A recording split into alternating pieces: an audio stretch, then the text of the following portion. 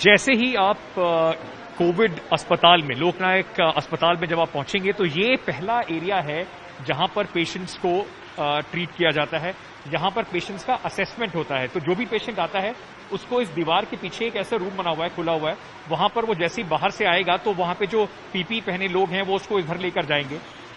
और उसके बाद जो यहां पर डॉक्टर्स हैं, जिसमें से कुछ डॉक्टर्स पीपीई किट पहने हुए हैं, बाकी डॉक्टर्स प्रोटेक्टिव गियर, जो ये हमने गाउन पहना है, इस तरह का गाउन पहने हुए हैं।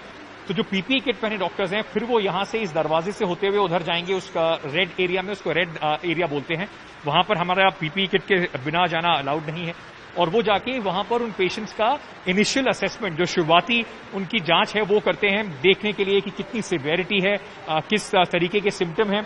और बाकी जो डॉक्टर्स हैं यहां पर, वो उनकी मदद के लिए होते हैं, वो उनको बताने के लिए कि अब यहां से क्या करना है, आगे कैसे करना है। तो बात करते हैं, समझते हैं कि कितना मुश्किल है ये पूरा प्रोसेस। ये आप जैसे देख रहे हैं, वो दो लोग बाहर खड़े हुए हैं पीपीई किट पहनकर। वो लोग जो हैं, वो डॉक्टर, पेशेंट जो भी आएगा उसको लेकर रेड जोन में जाएंगे, और रेड जोन में जाने के बाद यहां से डॉक्टर्स जाएंगे अंदर और उन पेशेंट्स से बात करेंगे, उन देखेंगे कि उनका किस तरीके का इलाज करना है। डॉक्टर सबा हैं यहां पर, जो पूरी पीपीई किट में है। डॉक्टर सबा, जब कोई पेशेंट आता है, सबसे पहले आपको जाना होता है अंदर, वहां पे पेशेंट का असेसमेंट करने के लिए। क्या प्रोसेस होता है, थोड़ा जरा अगर आप हमें बता सकें उसके बारे में। देखिए, सबसे पहले पेशेंट को आते ही हम लोग उनको फौरन, डिपेंडिंग ऑन द सिचुएशन, अगर पेशेंट चल सकता है तो हम उनको आके बोलते हैं कि अंदर आ जाए, नहीं तो हम अपना स्ट्रेचर भेजते हैं एम्बुलेंस के पास और पेशेंट को उस पर लेकर, और फिर स्ट्रेचर के थ्रू हम अंदर लेकर आते हैं। वहां पर ऑलरेडी डॉक्टर्स होते हैं। जैसे ही पेशेंट आता है, सबसे पहले उनको असेस किया जाता है, उनके वाइटल्स लिए जाते हैं, उस हिसाब से उनका इनिशियल ट्रीटमेंट स्टार्ट कर दिया जाता है।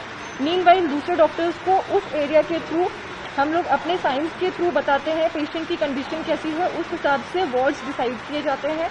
वहां पर उनको ऑलरेडी इन्फॉर्म किया जाता है कि ऐसे ऐसे एक पेशेंट आ रहा है। कोई दूसरे जो वर्कर्स हैं या सपोर्टिंग स्टाफ है, वो उनका पेपर बनवाते हैं।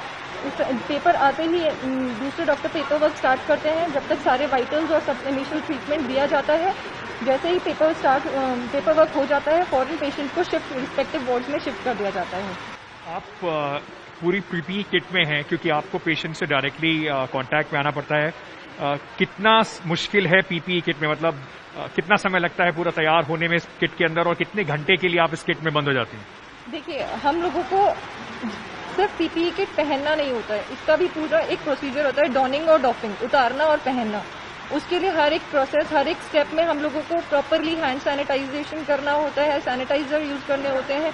हर एक स्टेप में एक स्टेप वाइज हम लोगों को सब कुछ करना होता है। तो कम से कम 15 मिनट लग जाते हैं एक किट को पहनने में, 15 से 20 मिनट लगते हैं। उसी तरह से उतारने के लिए भी हमें प्रॉपरली एक एक स्टेप वाइज उतारना होता है। बहुत मुश्किल तो होता है लगातार पहने रखने के लिए। और सिर्फ ऐसा नहीं है कि हम ड्यूटी पे अगर 9 बजे से शुरू है तो हम 9 बजे से ही लग जाए, उसके लिए हमें 2, ढाई, 3 घंटा पहले से ही पानी नहीं पीना होता है, क्योंकि हमें पता है अब हम किट पहनने जा रहे हैं तो हमें we can not go to pee. तो अगर हम पानी पिएंगे तो फिर अर्जेंसी होगी, एंड तो इसलिए हम we are literally dehydrating ourselves, ताकि उस टाइम पर हम लोग बेयर कर सकें for good hours, number of hours, ताकि हम लोगों को किट ना उतारना पड़े। तो आप एक बारी किट में पहन लिया, 12 घंटे की शिफ्ट में 6 घंटे तक लगातार आप इस किट में रहेंगे। आप बाथरूम नहीं जा सकते, आप कुछ खा नहीं सकते, आप कुछ पी नहीं सकते 6 घंटे के लिए। जी, 6 आवर्स तो मिनिमम है। अगर कोई पेशेंट सिक आ गया या कुछ, then it is going to stretch, या बहुत सारे पेशेंट का लॉट आ गया, तो वी कैन नॉट अफोर्ड कि हाँ 6 घंटे हो गए हैं तो हम इसको उतार दें या फिर हम दूसरा किट पहने। तो फिर हमें स्ट्रेच में ही करना होता है। It can take 7 hours, 8 hours, 10 hours, but 6 hours is minimum. उसके बाद we prefer to remove it and then we can also change it. It is good for us also and for patient as well. Already इसमें बहुत गर्मी है, अभी पसीना बहुत ज्यादा आ रहा है, तो डिहाइड्रेशन, काम करने में कितनी दिक्कतें होती हैं? लोगों को आप आवाज ठीक से आपकी नहीं जा रही होती, पेशेंट को देखने में कितनी दिक्कतें होती हैं? अब तो हम लोगों की आदत हो गई है। हम आपस में तो हम लोगों को साइंस है हम लोगों के, हम लोग साइंस के थ्रू बात करते हैं, क्योंकि ये बहुत मुश्किल होता है 3 लेयर्स 2 लेयर्स के मास्क और ऊपर से शील्ड के ऊपर से बात करना। लेकिन पेशेंट्स के लिए हमको बोलना पड़ता है किसी भी तरह कि वो समझ पाए हमारी बात को, तो हमें सीखना पड़ता है ताकि वो सुन पाए कि हम क्या बोल रहे हैं और हम उनकी सुन पाए कि वो क्या बोल रहे हैं। आप लोग घर वापस जा पाते हैं? कितने दिनों तक आप मतलब हॉस्पिटल के अकोमोडेशन में ही रहते हैं? किस तरीके से आप लोग का, क्योंकि वहां पे भी परेशानी रहती होगी कि घर वाले ना इन्फेक्ट हो जाएं, आप लोग, या वायरल लोड ज्यादा है, आप लोगों का एक्सपोजर ज्यादा है वायरस से? जी बिल्कुल। देखिए, जब से ये कोविड स्टार्ट हुआ है, कोविड-19, तब से हम लोग अपने घर नहीं गए हैं। हम हॉस्पिटल अकोमोडेशन में ही रहते हैं, क्योंकि हम लोग अपने फैमिली को रिस्क पे नहीं डाल सकते हैं। यहाँ पर हम लोग का डायरेक्ट कांटेक्ट पॉजिटिव पेशेंट्स के साथ है, तो हम लोग कोशिश करते हैं अपने आप को भी दूर रखने की, लेकिन हाँ, हॉस्पिटल अकोमोडेशन में रहते हैं और घर में नहीं जा पाते हैं।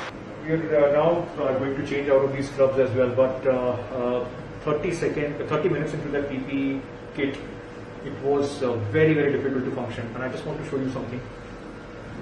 I was in the PPE kit for some time. Look at the markings on my face. These doctors go through this for 6 hours every single day in one go, and then change into another 6 hours.